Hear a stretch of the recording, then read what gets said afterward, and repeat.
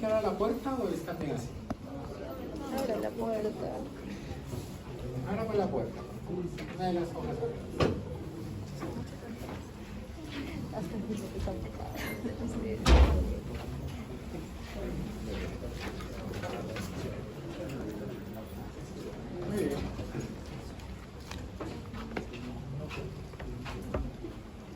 ¿Funciones?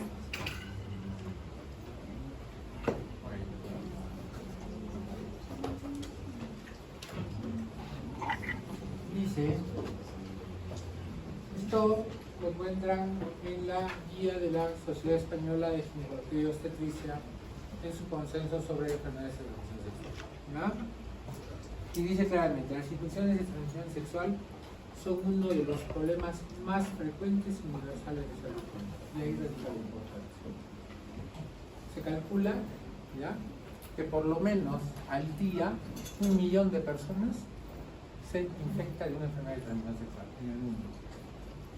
Y en el año 2016, me parece, se obtuvo 376 millones de infecciones nuevas solo en ese año, para que vean frecuente que es esta enfermedad. Su elevada morbilidad y la posibilidad de secuelas, tanto a medio como a largo plazo, hacen que los profesionales de salud deban tener conocimientos básicos suficientes para el correcto manejo de las mismas, tanto en la prevención y abordaje como en el diagnóstico, tratamiento, búsqueda de contactos y seguimientos. Y esta es la función que yo quiero que ustedes lleven después de terminar esta clase.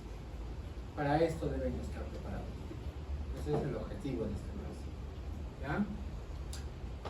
La infección por el virus de inmunodeficiencia humana y las ITS están claramente interrelacionadas, compartiendo riesgos, incidencias y mecanismos de transmisión. Y es que todas las enfermedades de transmisión sexual van a tener un origen común. ¿Ya? Y a eso vamos a conocer como factores de riesgo. ¿De acuerdo?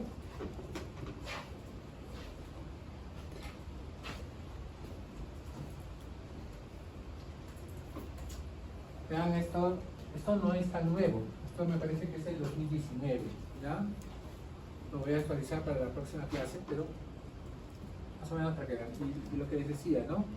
1 millón de nuevos casos al día de enfermedades de transmisión sexual. 376 millones para ese año, es el 2016. Y las consecuencias no solamente es para el que se infecta, sino es para la pareja y hasta para la descendencia. Y ahí está la mejor prueba. Solo sífilis causó 200.000 muertes fetales y de recién nacidos. No estamos hablando de otro tipo de enfermedades, por ejemplo HIV. ¿No? La OMS también dice que, o sugiere, o dice que 1 de cada 25 personas tiene al menos una ETS, y algunas de ellas varias al mismo tiempo. Eso también es importante. En este salón hay 2 personas que tienen una ITS, si tenemos en cuenta esa diferencia, ¿no? Pero la otra parte, esta última parte, es básica, es fundamental. Cuando nosotros observamos una enfermedad de transmisión sexual, no solo debemos pensar en que solamente esa enfermedad tiene, generalmente va a venir acompañada de otras enfermedades. ¿Ya? Por ejemplo, quien se infecta por clamidia, ¿ya?, es conocida como la enfermedad silenciosa, con cierta frecuencia se acompaña de gonococo. Para que tengan solamente una idea. Y miren estas cifras. En ese año, en el 2016, en personas entre 15 y 49 años, acá están todos ustedes, ¿ya? Yo me salvé por un pelo. 156 millones de casos nuevos de tricomoniasis. Y las tricomoniasis quizás no tengan mucha importancia, porque las secuelas, más allá de ser en forma local, no van a producir mayor importancia, entre comillas. Porque yo, si estoy diagnosticando tricomoniasis, La única forma de adquirir tricomoniasis es por vía sexual. Aunque algunos dicen que por la toalla, que por la sábana. Ese es cuento ya. ¿No? Entonces, este viene acompañado con otras enfermedades. De ahí radica su importancia. ¿Ya? Este predispone a que otras enfermedades de transmisión sexual se adquieran más fácilmente. Vean, 127 millones de casos nuevos de clamidia, 87 millones de casos nuevos de gonorrea, 6,3 millones de casos nuevos de sífilis. Entonces, la cantidad, el porcentaje de pacientes con enfermedad de transmisión sexual sí es importante. En el seguro casi nosotros no vemos enfermedades de transmisión sexual porque la paciente asegurada tiene cierto nivel económico, no digamos alto ni medio, pero sí con la capacidad de ir a un consultorio privado. Y la mayoría de estas pacientes van a un consultorio privado, pero en el Ministerio de Salud no. Entonces, donde van a ver ustedes más pacientes con ETS es en el Ministerio de Salud. Es por eso, es una de las razones, por ejemplo, que yo he pedido que todos ustedes roten por diferentes hospitales, para que vean las diferentes realidades que existen en cuanto a ginecología. ¿Ya? Y no solamente eso, ahora están apareciendo variantes de estas enfermedades que son difíciles de tratar. Una de ellas, por ejemplo, es a esta llamada supergonorrea. ¿Y por qué le llaman así? Porque los antibióticos que normalmente usábamos para gonorrea no le hacen nada a este tipo de tratamientos. Antes, gonorrea, cuando aparecieron las quinodonas de tercera generación, como la ciprofloxacina, pues una sola dosis, una sola tableta era suficiente para tratar gonorrea. Hoy día, ni siquiera la levofloxacina podemos darnos el lujo de dar tratamiento de una sola dosis. ¿Ya?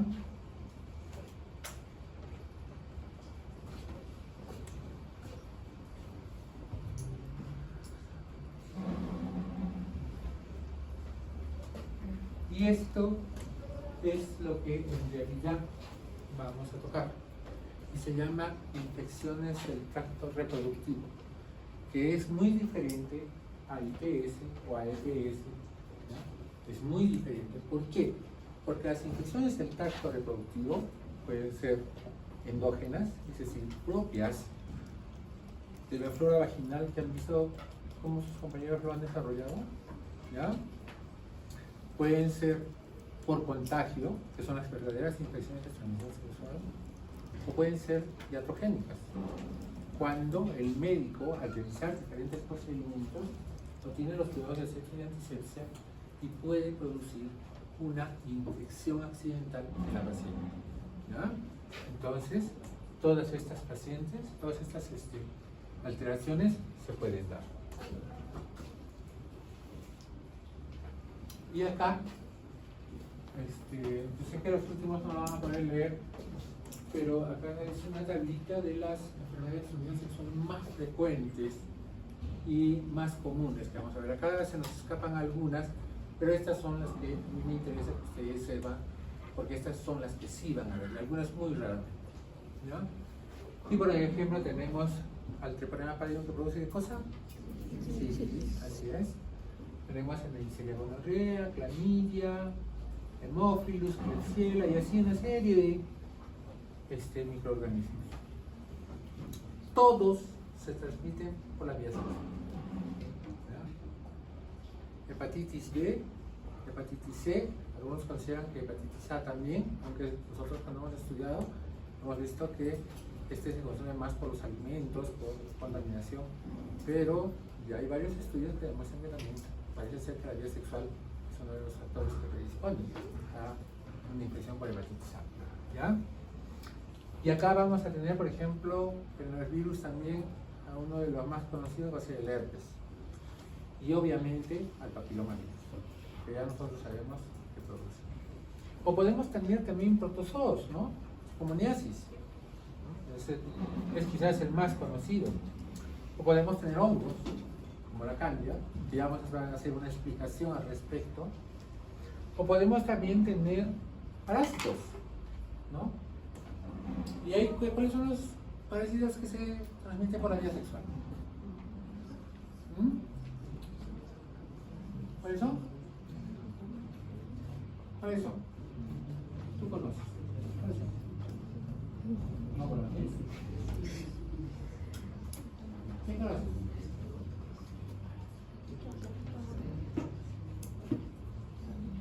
El piojo, ¿no es cierto? O el tirius pudis, ¿cierto? O la ladilla, si quieren. ¿Y el otro? La sarna, ¿ya? Y también se produce por contacto sexual, ¿ya?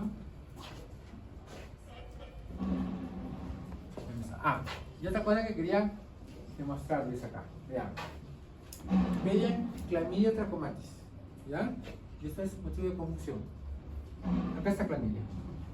Clamidia me va a dar dos tipos de enfermedades y ambas son muy diferentes. Un tipo de clamidia me va a dar lo que se llama la uretritis inespecífica. Y ahí están varios. Está gonococo, está ciertos tipos de citoplasma. Lo cierto es que el paciente que tiene uretritis inespecífica, ¿ya? Generalmente va a ser en el varón aquella persona que presenta una secreción purulenta en el pene y la primera orina de la mujer. Y tiene dolor para orinar y tiene dolor en la región inguinal. Uretritis inespecífica. ¿Por qué se llama así? Porque no soy capaz de identificar esto. ¿Ya? Pero no me quiero salir porque eso todavía lo vamos a ver en una diapositiva posterior. Pero vean que la misma clamidia me va a producir otra enfermedad, que es el linfogranuloma venéreo, que tiene otra sintomatología muy diferente al de la uretritis inespecífica. ¿Y de qué va a depender? Va a depender del subtipo de clamidia que produce la infección. ¿Ya? Igual pasa con el PBH también. ¿Ya? Un subtipo me va a dar cáncer de cuello uterino, otro me va a dar cáncer rectal, otro me va a dar cáncer en el pene, otro me va a dar condiloma acuminado, otro me va a dar sarcoma de Kaposi, y así. A pesar de que todos tienen el mismo origen. ¿Ya? ¿Y qué es lo que generalmente me va a producir a mí una infección de transmisión sexual? Pues acá hay dos factores obviamente diferentes, ¿no? La mujercita y el varoncito. ¿Ya? Pero en la mujercita, la gran mayoría de enfermedades pueden ser, les decía, silentes, sin una evidencia de infección inmediata. Y esto resulta muy peligroso, porque el avance de la enfermedad va a tener secuelas posteriores importantes para él. ¿Ya? Entonces vean, yo en la mujercita puedo tener cáncer cervical, que es una consecuencia a muchos años posteriores a la infección. Puedo tener partos prematuros, sífilis, acá. Puedo tener enfermedad pélvica inflamatoria. Acá está clamidia, ¿ya? Principalmente, no es el único. Puedo tener abortos, ¿no? Acá están los diferentes tipos de virus. Acá están los diferentes tipos de enfermedades de transmisión sexual, sífilis también está. Puedo tener dolor pélvico crónico, ¿ya? Igual que clamidia, ¿no? Puedo tener problemas de infertilidad, clamidia. Puedo tener problemas de esterilidad, puedo tener problemas de embarazo ectópico, clamidia, nuevamente. ¿Ya? Puedo tener infecciones postparto, puedo tener un aumento en la mortalidad materna. En cambio, en el varoncito es un poco diferente. ¿Quién es más cobarde, el varón o la mujer? ¿Estamos de acuerdo? A ver, díganle, te voy a hacer una punzadita en el testículo. Se va el varón. Dejémoslo así. ¿No es cierto? Bien. Es por eso que él más rápido acude al médico. ¿Ya? De la noche a la mañana empieza a tener un dolor testicular. Él se toca el testículo y le duele. ¿Ya? ¿Por qué? Porque las enfermedades de transmisión sexual se colonizan fácilmente el testículo, el epidídimo, el conducto referente, ¿ya? Y se vuelve muy doloroso. Y ambos sexos, pero un poco más en el varón, si la enfermedad produce adenopatía regional dolorosa, se hace más evidente en el varoncito. Es por eso que acude más rápidamente. Entonces, por eso es que este viene por epididymitis. Viene después de que va a producir esa infección. Generalmente tiene problemas para eyacular porque se produce una estenosis uretral, ¿ya? Puede terminar en una infertilidad, es que ha dañado los sitios donde se producen los espermatozoides. Puede tener cáncer de ano o pene. ¿Por qué? Porque en los homosexuales es mayor la incidencia de PVH, ¿ya? Por eso es mayor la incidencia de cáncer de ano o pene. O puede tener demencia. Entonces, cuídense, si no van a terminar locos. ¿Ya? Y bueno, fuera que mis consecuencias sean solo para mí. Estas son las consecuencias para una persona que no ha tenido nada que ver en el asunto. Y en los niños hay consecuencias inmediatas y consecuencias a posteriori. Nacen con bajo peso, tienen mayor posibilidad de que mueran, mayor posibilidad de malformaciones congénitas. Ustedes saben que muchas de las malformaciones están asociadas a problemas virales en la primera etapa del embarazo. Pueden tener daño ocular, pulmonar o neurológico, y acá uno de los más frecuentes es herpes, que es muy frecuente. ¿Ya? Se calcula que el 80% de la población, el 85% de la población tiene contagio por PVH. Y más o menos el 60-70% ha tenido algún caso de herpes. Puede haber muerte perinatal. Y ahorita se los voy a demostrar. No digan, nunca he tenido. Pero podemos hacer una diapositiva antes de terminar la clase.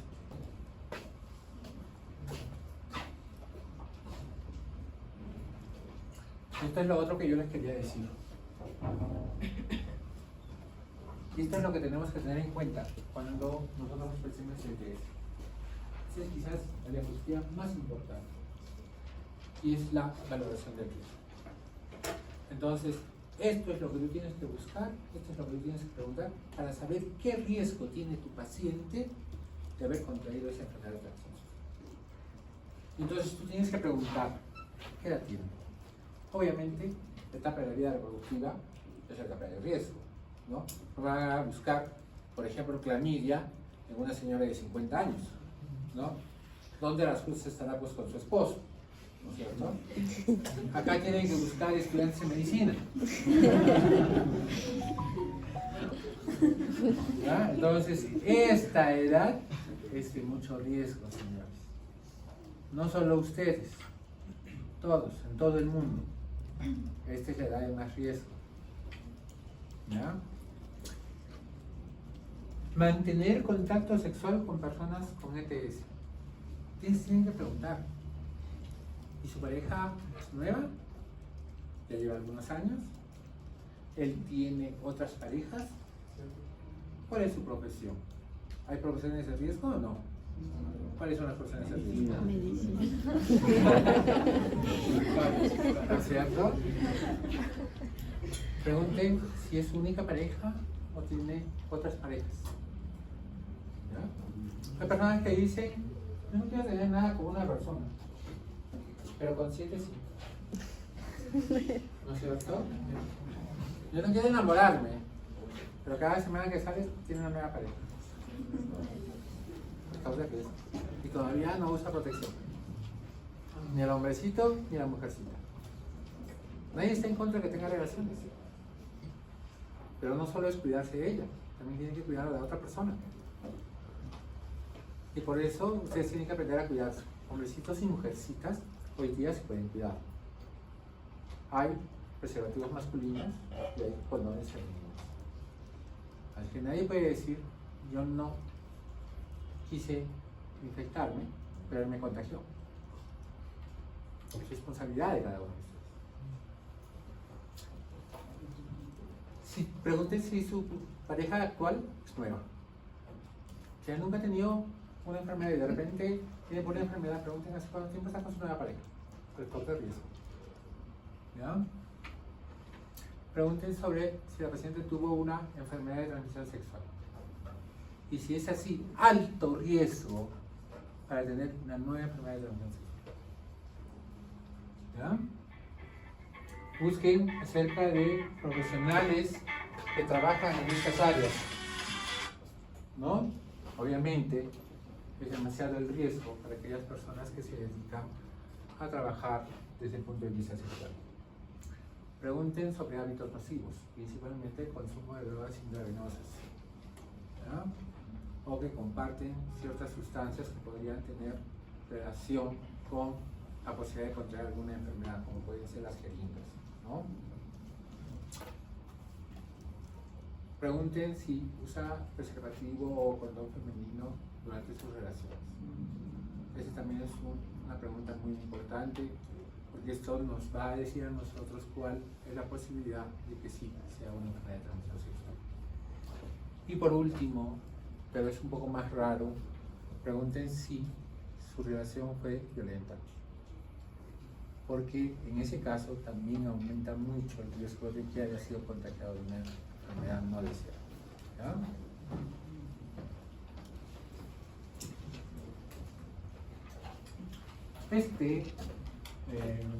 Esta tabla que les traigo acá es solamente para ponerles un ejemplo de qué hacen en otros países. Por ejemplo, acá tenemos el grupo de embarazadas, ¿ya? Si ustedes revisan el carnet de control perinatal, nosotros en su primera consulta pedimos una serie de exámenes, sonogramas, su examen de orina, su grupo sanguíneo, ¿no? Pero pedimos un dosaje de 2 enfermedades.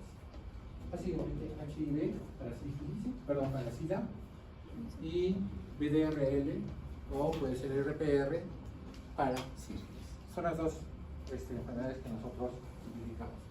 Pero ¿qué hacen en otros países? Esta es España, ¿ya? Vean, hacen pruebas para VIH, para hepatitis B, para clamidia, para treponema, para neisseria, para hepatitis C y otro agente infeccioso que yo tenga por ahí, como por ejemplo, yo les comentaba mucho, Yabamba tiene una incidencia aumentada, no alta, sino aumentada con respecto a otras poblaciones de HTLV. Entonces, ellos, por ejemplo, deberían hacer dosaje de HTLV. ¿Ya? Si estoy en Apurímac, no debería dejar de descartar o hepatitis B, que es alto, es endémico. Igual pasa en Puerto Maldonado. ¿Ya? Por eso que en esas zonas no se les permite donar sangre, porque su incidencia es alta. Entonces, dependiendo de dónde yo estoy, yo puedo aumentar la posibilidad de hacer un dosaje mayor de enfermedades relacionadas con este tipo de problema. Y acá les pongo un ejemplo. Y también depende de la población que yo quiero estudiar. ¿Cómo así? Por ejemplo,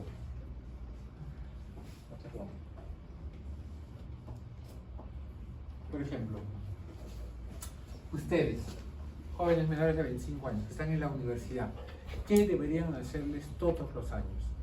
Deberían hacerles HIV, clamidia, sífilis, gonorrea, ¿ya? Hepatitis A y hepatitis C. Obligatorio a todos ustedes, pero no les hacen. Ninguno creo que les hace, ¿no? ¿Ustedes pasan el examen médico anual? Deberían pasar y deberían solicitar. ¿Ya? No estoy proponiendo con esto que tengan relaciones acá entre los compañeros. ¿Ya? Ahora vean este grupo, este es interesante. Hombres y mujeres heterosexuales, cualquiera de nosotros, ¿ah? Heterosexuales. Vean bien, más todavía que para los jóvenes menores de 25 años. Mucho más. ¿Y qué es lo que piden? PBH, ¿no? DNA se hace actualmente para PBH, tricomonas, ¿ya? Y creo que eso es lo que principalmente varía. Y si nosotros todavía tomamos en cuenta a la población hombres contra hombres, ¿verdad? El dosaje es mucho mayor, porque el riesgo en ellos de enfermedades de transmisión sexual es mucho mayor. Y el grupo es así, hombres cuya pareja es otro hombre. No estoy hablando de mujeres con mujeres, en ellas el riesgo es mucho menor. ¿Ya? Pero en el caso de los hombres, sí, es mucho mayor. Ay, perdón. Y el dosaje de enfermedades de transmisión sexual se amplía. Otro cuadro que les traigo es este, que habla acerca del periodo de tiempo en que aparece la sintomatología. Y esto es importante, porque muchos creen que esto es como las enfermedades infantiles eruptivas, en las cuales tenemos casi determinado, ya es varicela, ya cada 21 días te va a aparecer las primeras lesiones, ¿no? O es rubiola, ya cada 7 días va a empezar la sintomatología, ¿no es cierto? Pero no es así, ¿ya? En el caso de las enfermedades de transmisión sexual, pueden tener varios días o semanas de diferencia entre la aparición de un síntoma entre un paciente y el otro. No es único ni específico. Es por eso que nosotros abrimos una ventana de investigación. Así, por ejemplo, vean acá. Esta es clamidia. ¿Qué pasa con clamidia? Clamidia, conocida también como la enfermedad silenciosa, como les decía, porque no siempre da sintomatología.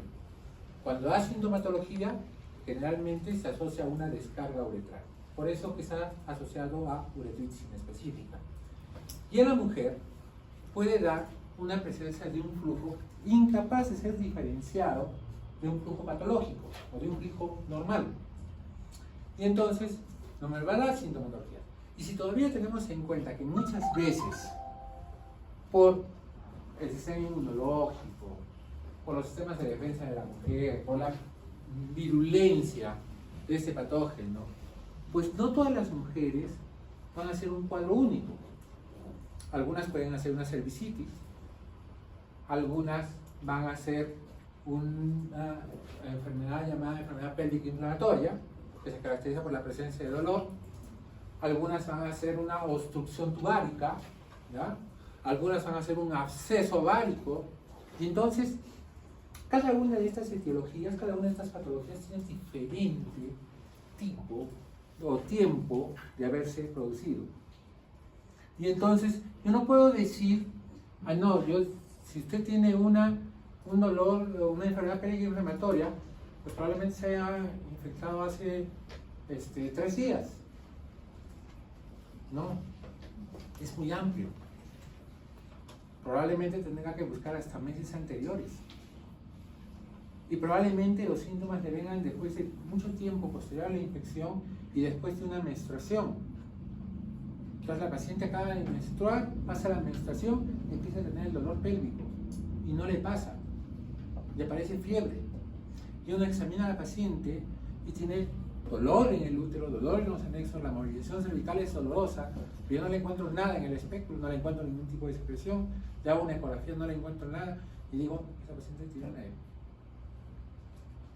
Pero yo no voy a poder determinar exactamente cuándo se infectó. ¿No? Y entonces, para eso yo les puse este cuadro, ¿no? Y vean el caso de clamidia, ¿no? Dice, varón con clínica. Estamos hablando que clamidia produce uretritis inespecífica en el varón. 1 mes previo al inicio de los síntomas. O sea, esto quiere decir, por lo menos 1 mes que él ya era portador de la infección por clamidia. Y esto es importante que ustedes lo tengan en cuenta y no decir, no, ayer tuviste relaciones y hoy día estás con tuberías y ayer estás infectado. Cuidado. Puede que sea así, lo más probable que no.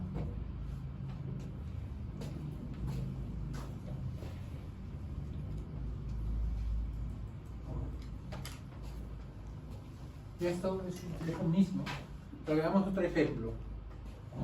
Herpes genital. ¿Ya? El paciente tiene relaciones. ¿Qué tan pronto podría aparecer una lesión por herpes genital en una paciente que ha tenido relaciones sexuales ayer, ¿cuánto tiempo crees que puede pasar?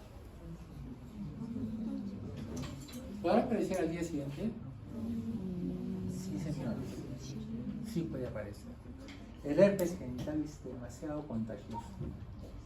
Se considera que el herpes solamente produce contagio cuando hay una herida evidente. ¿Ya? Pero si tú eres portadora de herpes y no tienes ninguna lesión, difícilmente vas a contagiarle a la otra persona. Pero si tienes una lesión, le vas a contagiar. Y sí, puede aparecer prontamente o puede aparecer una semana después. Y ustedes van a preguntar, ¿y si tuvo relaciones? Si hace una semana, doctor, si tuve relaciones, yo no sabía que tenía esto. Ustedes ven, la paciente viene por una herida que arde, que quema, ¿no? Que no sabe por qué le ha aparecido. Ustedes lo ven y como son unos expertos, dicen, ah, ya, es un herpes. Bien, pero ¿qué dice acá? No hay un periodo específico. Y eso es lo que quiero que ustedes se lleven. ¿Ya? Muy bien. Sigamos avanzando. Este es PVH.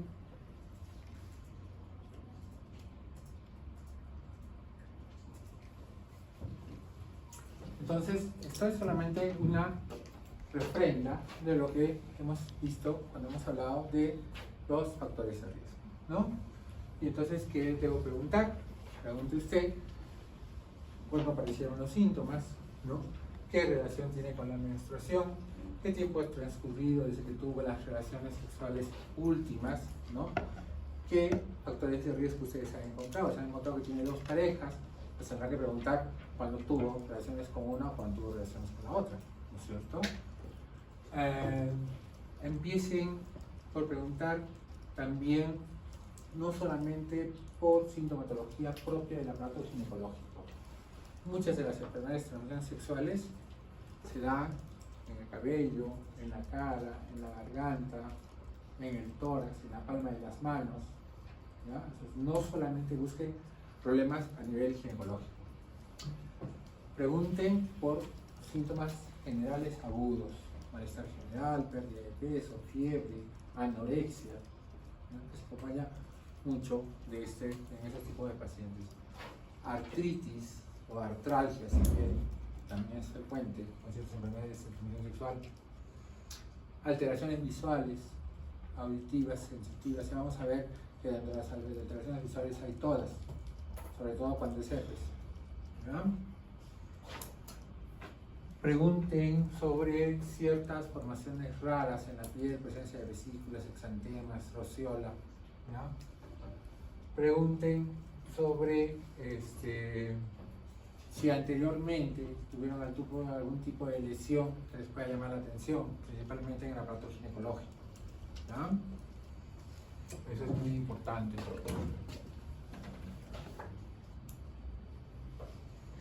En los genitales, ya les he dicho, en el varón básicamente es la presencia de dolor, testículos olorosos, secreción por la uretra, principalmente con la primera orina de la mañana. Generalmente se presenta después de orinar. Y es por eso que el hombre se da cuenta. Termina de orinar y él nota que le está saliendo una gotita de pus por el pelo. En cambio, la mujercita es diferente.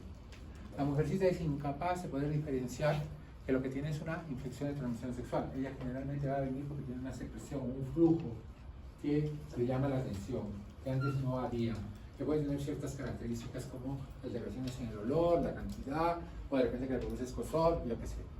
Y el otro síntoma por el que viene es por la presencia de una lesión que antes no había, que no tenía, y se llama úlcera, ¿ya? Y esta es la característica principal que tiene. Si tenemos en cuenta que si lo he puesto aparte ahí, el anal, es porque se refiere básicamente a este grupo hombres versus hombres, ¿ya? En ellos sí tienen una alta incidencia, ya les dije, de problemas a este nivel. Por eso es que no se debe dejar de examinar, ni en la mujercita tampoco.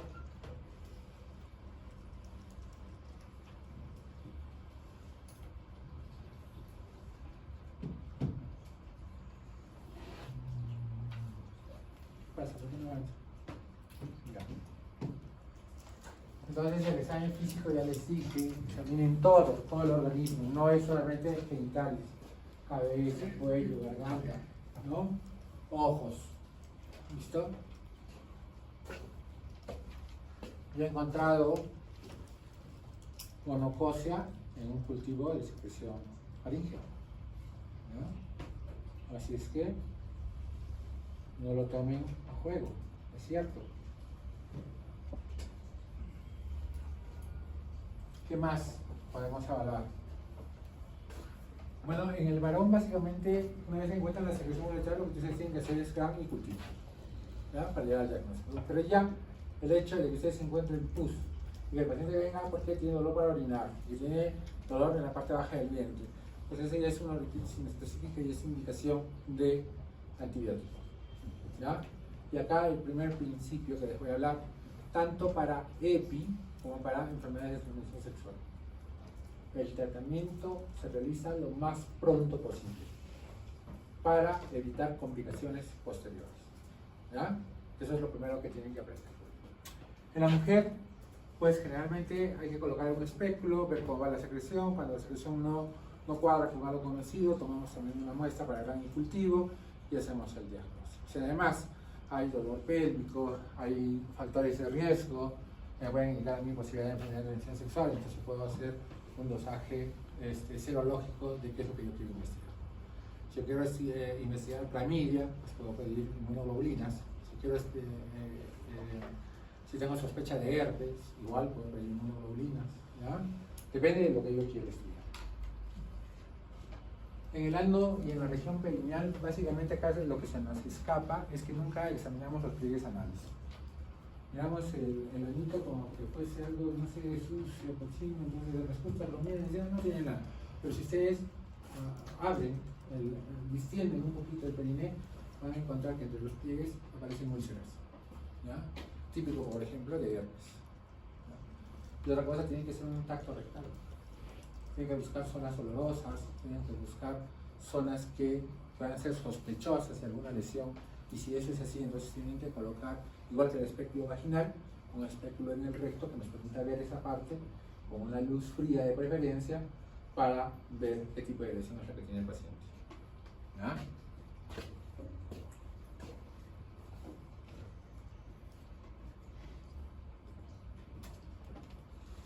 Y acá esta diapositiva para recordarles dónde se producen las enfermedades de transmisión sexual.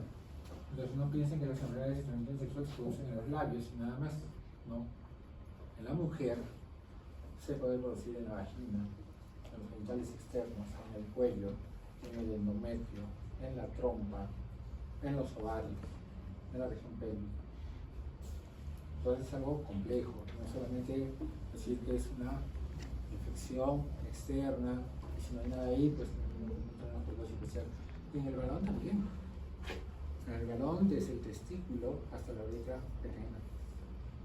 Todo se puede infectar.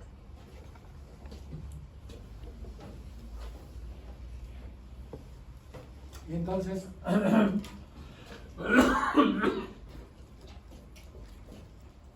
dijimos que la mujer tiene dos síntomas fundamentales en lo que es enfermedades de transmisión sexual. Una es la presencia de flujo y otra es la presencia de una lesión, ¿verdad?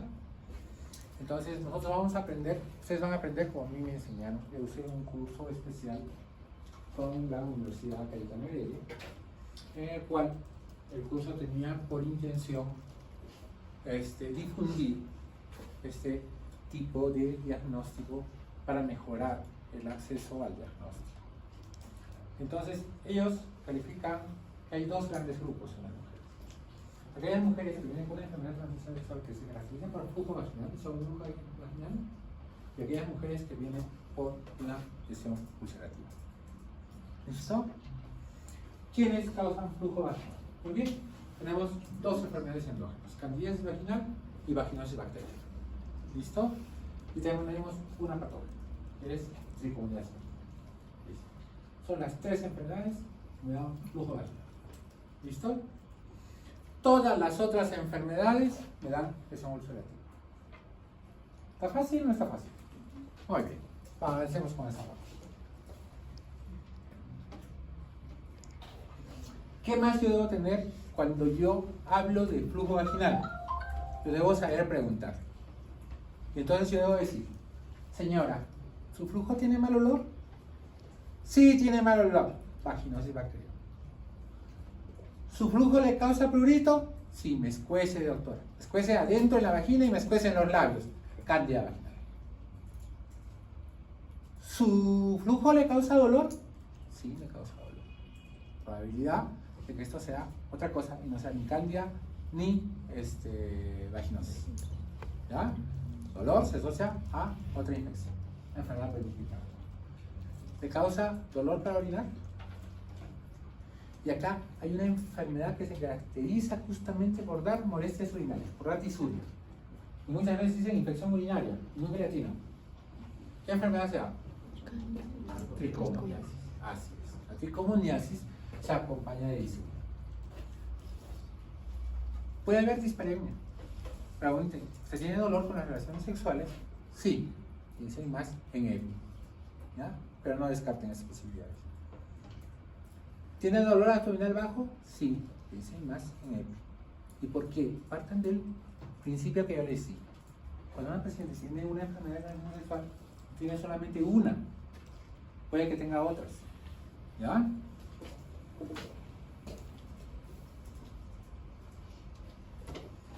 El síndrome de dolor abdominal bajo.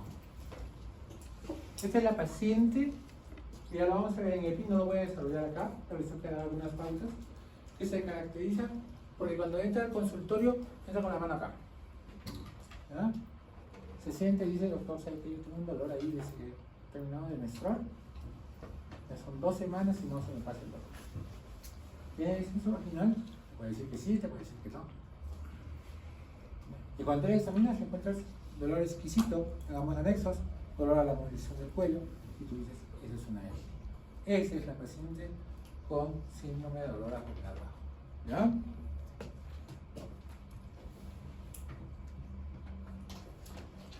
A esta EPI puede tener etapas, variedades y cada vez más complejas.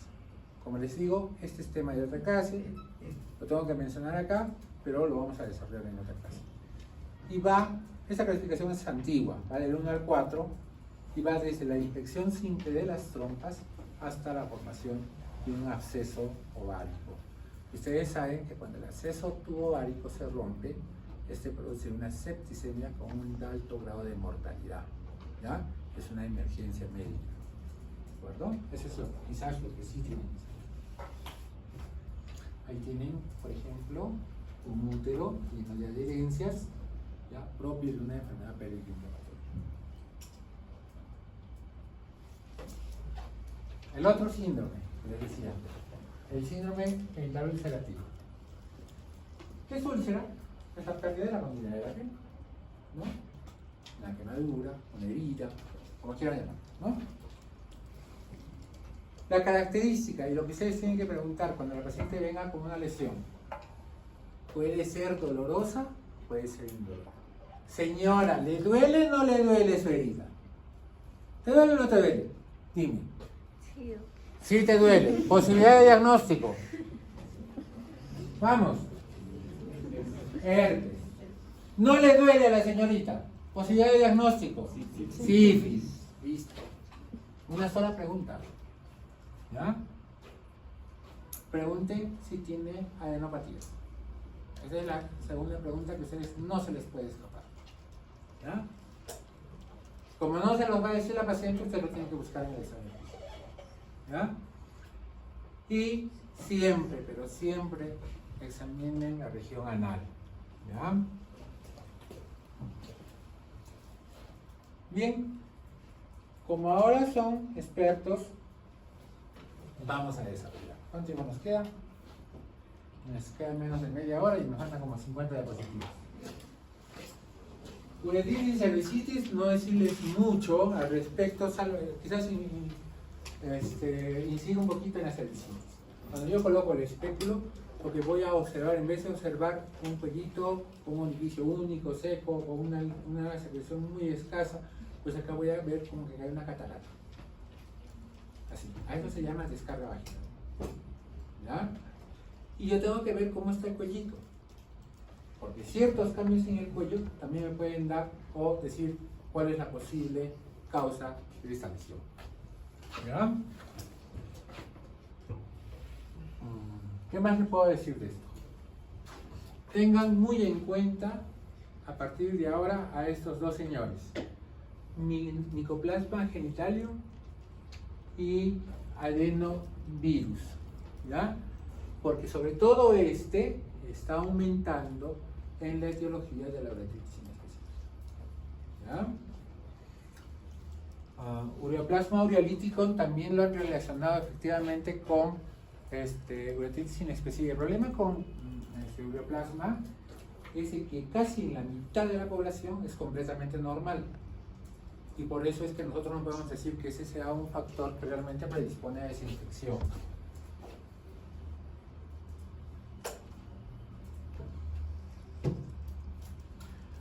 La clínica, pues ya se los he repetido varias veces: inflamación uretral, disuria, disconfort, malestar general, ¿no? Secreción uretral, mucosa mucopurulenta. Existen los casos asintomáticos, ya les he demostrado cómo avanza la EPI en ciertas mujeres. El origen, cuando no es monocócico de la infección, cursa habitualmente con una clínica muy leve, no tan evidente como cuando se presenta por gonococio, ¿no?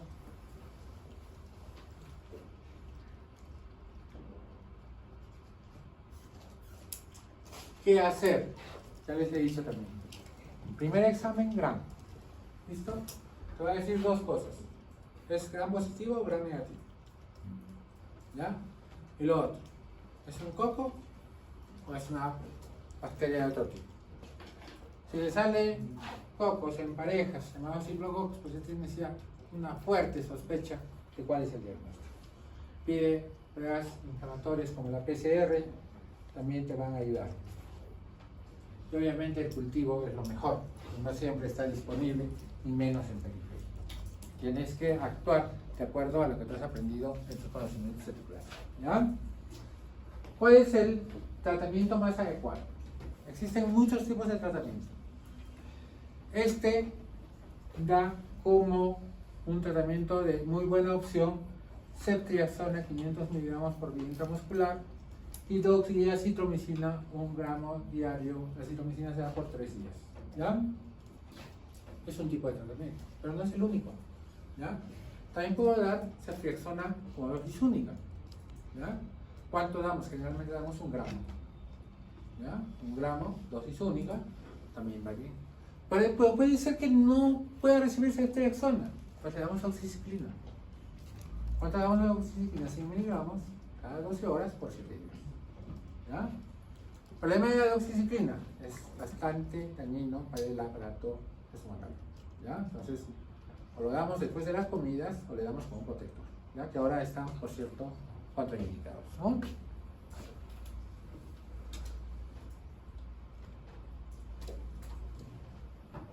Y tienen unas cervicitis, ¿ya? Es típico, vean cómo es la descarga vaginal, es abundante, ¿no? Y yo tengo que ver ciertas características para saber a qué se debe esto, ¿no? Esto probablemente sea pues una gonocosia. ¿Ya? Vean que esa cervicitis se acompaña de otra lesión en el cuellito. ¿Qué es esto? ¿Qué se llama esto? Ectropio. Así es. ¿Ya? ¿Y por qué se los nombro? Porque el ectropio obviamente es un tejido más fácil de infectar que el resto. Porque este no debería estar dispuesto ahí. Debería estar en el endocervis. Y ahora nos vamos a la vulvovaginitis, es decir, a las enfermedades que producen secreciones vaginales. Ya dijimos que yo tengo que hacer ciertas preguntas, como saber si le producen escozor o no, si tiene mal olor o no, y eso me va a orientar a mí en el diagnóstico de la paciente. Entonces, si la paciente tiene mucho, pero mucho prurito, ¿en qué pensaré? Cándida. ¿En qué pensaré? Tricomoniasis. La tricomoniasis produce más escozor que la cándida, ¿ya? La cándida es más moderada. Si el paciente viene por un enrojecimiento evidente que se está presentando en la región de los labios y la región perineal, ¿en qué pensaré? También tiene, obviamente, prurito, ¿no? Por está rojo, ¿no? ¿En qué pensaré? ¿En cándida o en tricomona? Cándida. La cándida es la que produce ese tipo de alteración. ¿Ya? Y así van a ir ustedes buscando poco a poco los criterios para ver si se trata de uno o el otro. ¿Ya?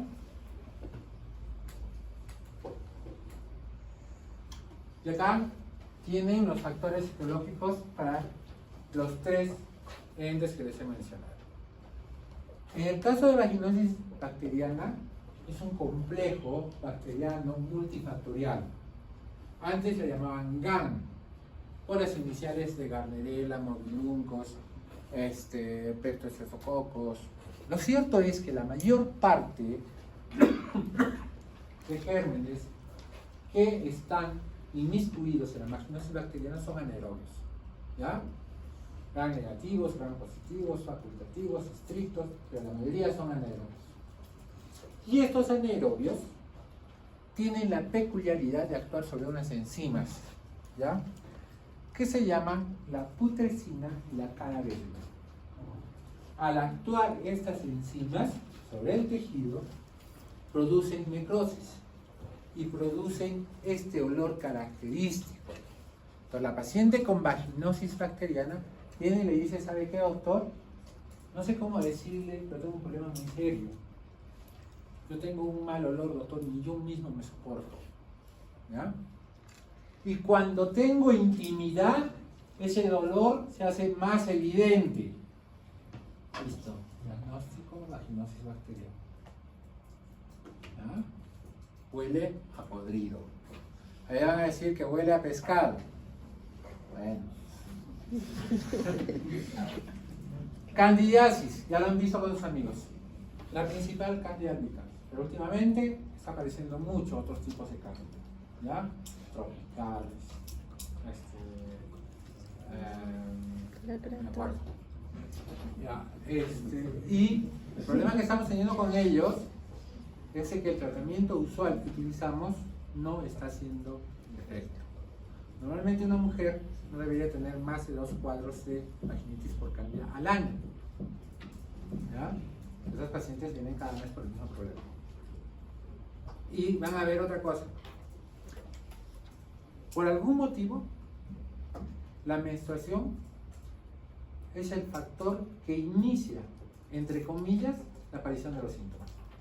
Pero en realidad no es así. Parece más bien que si por ejemplo tuvo cándida y viene la menstruación, como se produce una alteración en el pH por la secreción sanguínea, pues como que disminuye la población de cándida. Pero pasa la menstruación y nuevamente aumenta. Por eso aparece justamente, o lo relacionan con que ha aparecido después de la menstruación. En cambio, en EPI sí tiene razón. Porque recuerden que la sangre que se produce por la menstruación es un caldo de cultivo. Y por lo tanto, la población bacteriana va a aumentar durante ese periodo. Y es por eso que pasa la menstruación y la paciente aparece con un dolor inmenso. ¿Ya? Por poner esos ejemplos. Bien, sigamos avanzando. Entonces, en vaginosis bacteriana ya les he dicho casi todo, ¿no? Básicamente, ¿qué es lo que hay acá? Hay un recambio, en el cual el actos bacillus, que debería predominar, desaparece o disminuye. Y aumenta la población anaeróbica. ¿Listo? Eso es lo que produce en la vaginosis bacteriana. Y eso es muy importante. No se considera una enfermedad de transmisión sexual, al igual que cándida. Porque esta es una disbacteriosis. Esta es una alteración de la flora vaginal. Tanto la cándida como la vaginosis es eso. Pero el problema viene acá. El problema viene que cuando hay vaginosis, la posibilidad de adquirir complicaciones por una infección o una infección de transmisión sexual es mayor. Ese es el gran problema. ¿Ya? Por eso es que nosotros tenemos que tratar el problema cuando es agudo.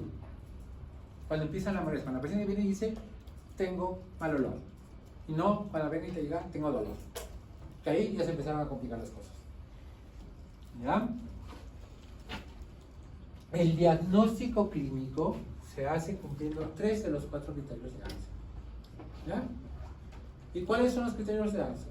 El pH, la prueba del KOH, la prueba de las aminas, ¿ya? La presencia de células clave y el otro es la presencia de las características del flujo. ¿Ya? Bien. Tratamiento para la vaginosis bacteriana. Si son anaerobios, ¿cuál será el tratamiento? Metronidazol. ¿Y su alternativa? Clindamicina. Muy bien.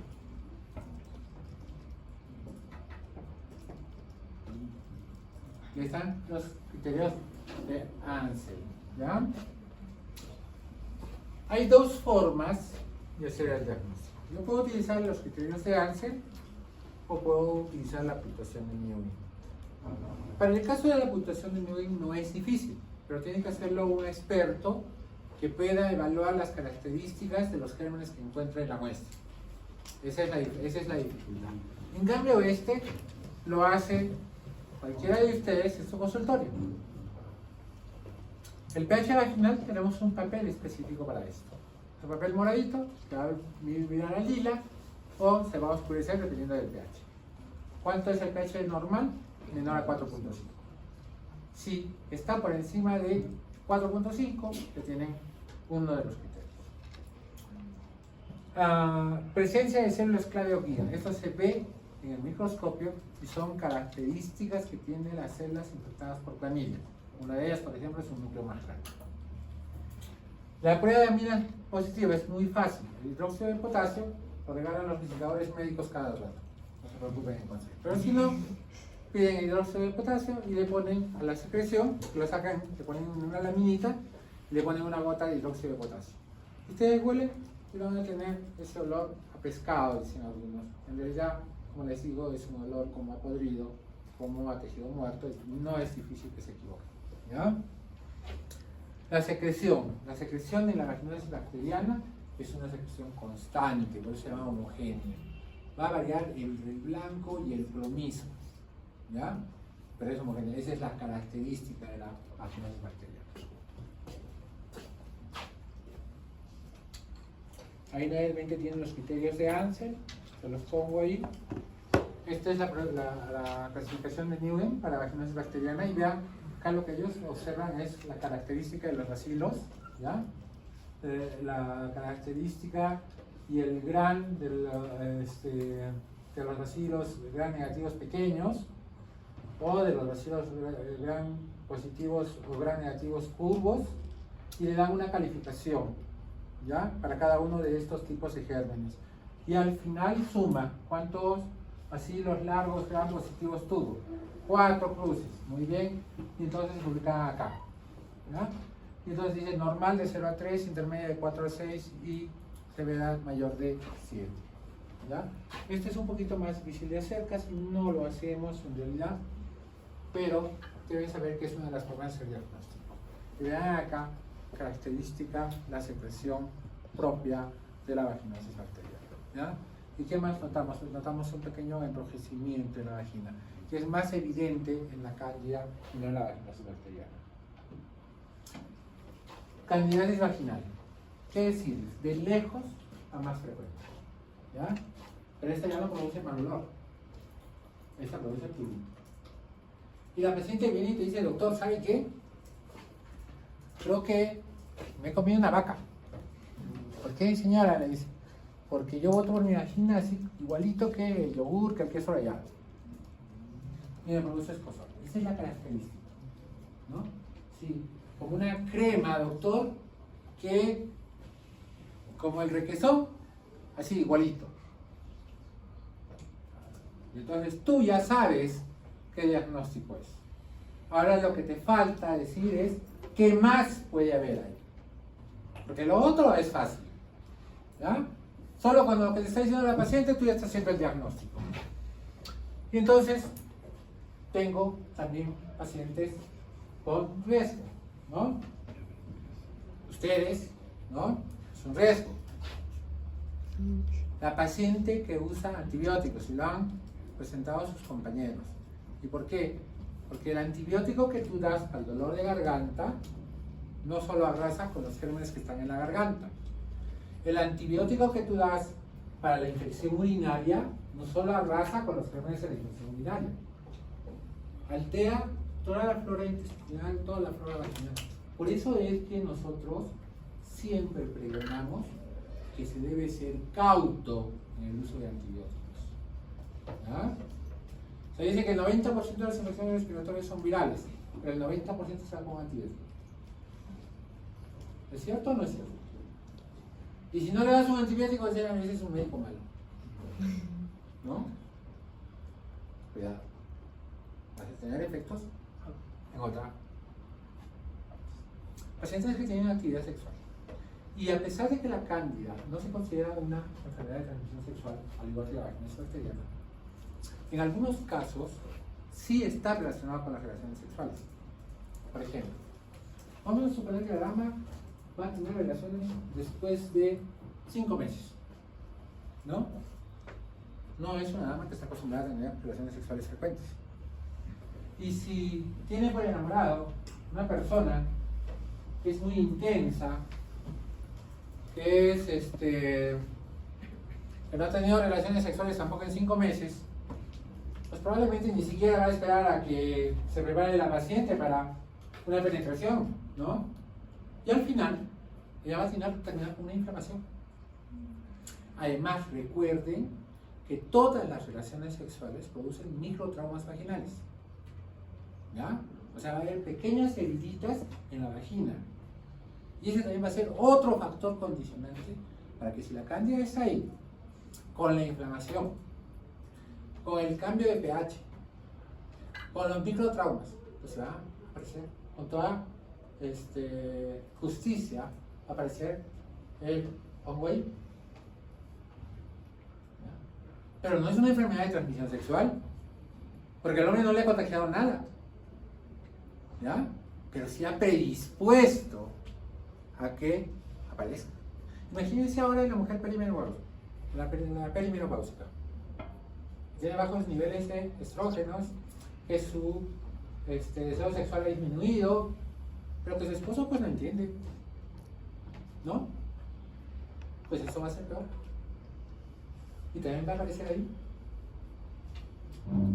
¿Ya? En algunos casos, algunos varones tienen un prepucio redundante. Y este prepucio redundante es como un depósito de sustancias no deseadas.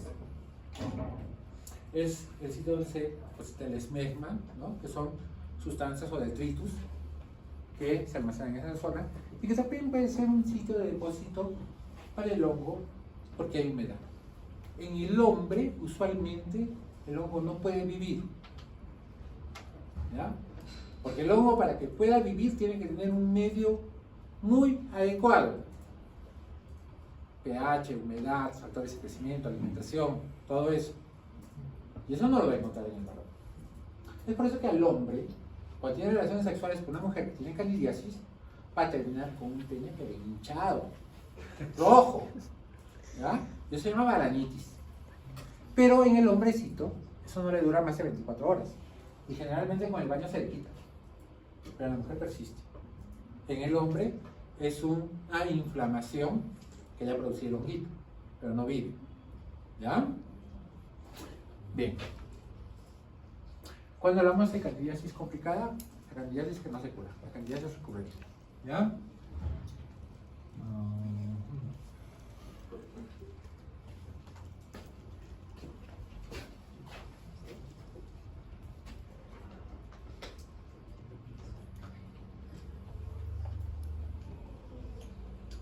¿Cuál es el tratamiento para la candidiasis? El tratamiento que hasta ahora sigue siendo de primera línea debe ser el clotrimazol, ¿ya? Sea en crema vaginal, sea en óvulos, sea por vía oral. Si con clotrimazol no tienes buena respuesta, puedes utilizar fluconazol, ¿ya? Generalmente ahora se utiliza una combinación de clotrimazol y fluconazol. Clotrimazol por vía vaginal y el fluconazol por vía oral.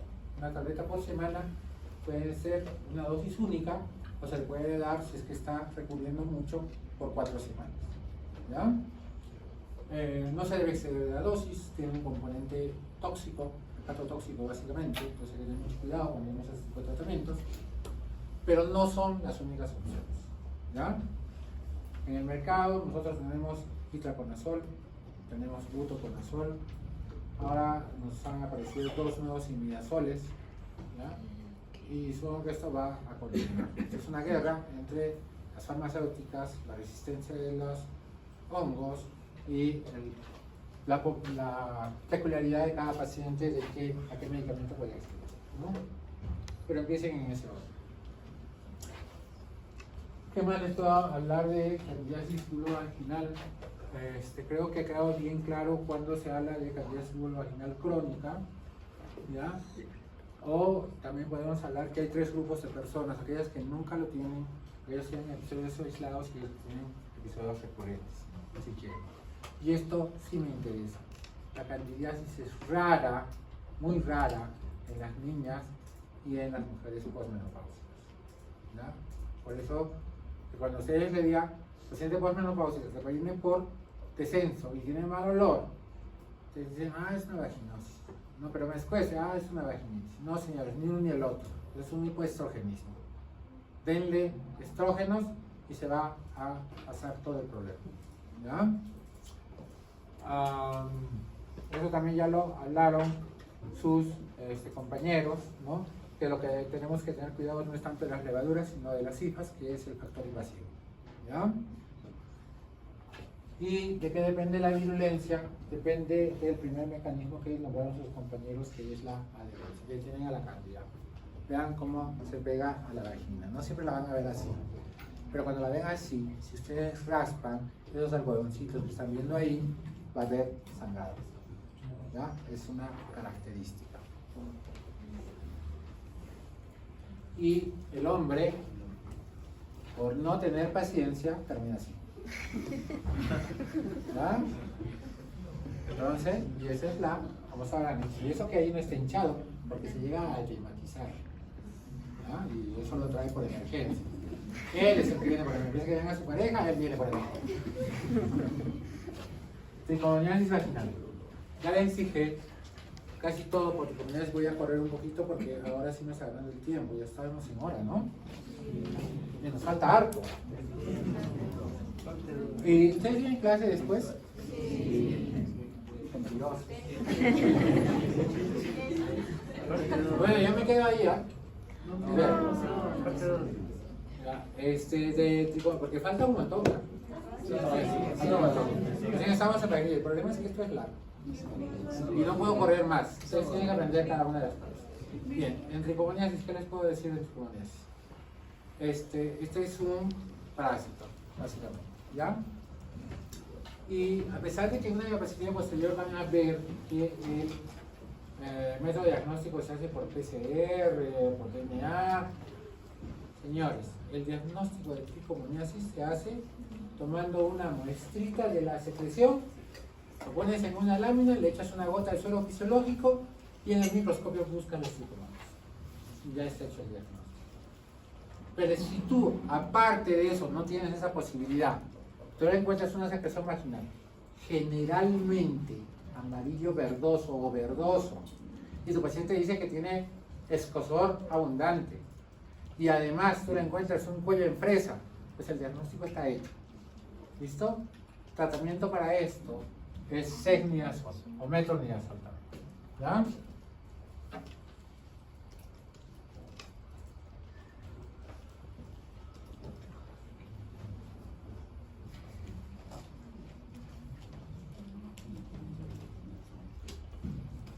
Y ahí vean la secreción por tricomoniasis, es típica, ¿ya? Otra característica que tiene es que produce burbujitas, ¿ya? Ahí no se ve el cuello en fresa, pero ahí lo pueden ver. Esto se ve en la mitad de los pacientes, no en todos tampoco, ¿ya? Pero es típico, ¿ya? Y el escozor es terrible. Y en el varón también da escozor, solo que él casi pocas veces lo manifiesta, pero sí da escozor, ¿ya?